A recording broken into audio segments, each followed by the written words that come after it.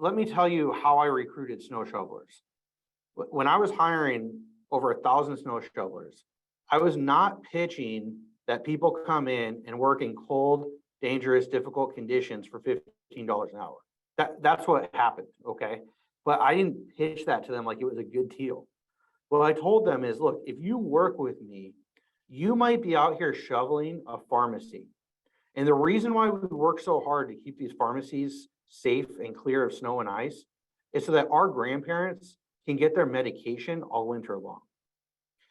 Like, if you work here as a snow shoveler, you may end up shoveling a grocery store. And the reason why we work so hard to keep these grocery stores clear is so everyone can go out and get their food, their milk, their eggs, their bread, and they can still feed their family even when we get crazy blizzards that shut down the state. Like, we work at the public transportation. We clear the parking lots and the walkways that people use to take the train into Boston.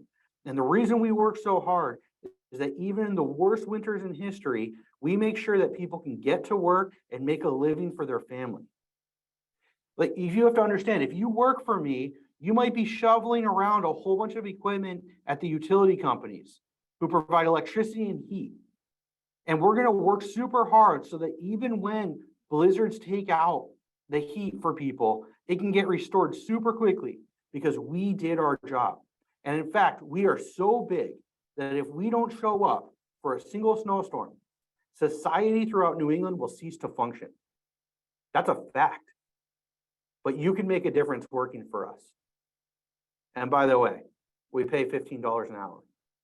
And people signed up and worked hard because of what we did, because we were a winning team, because we make a difference.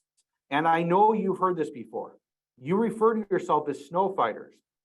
You say that we're emergency response, but we as managers and recruiters have to get that message to the frontline people who don't know that yet. It's not enough just to know it and tell it to the customer.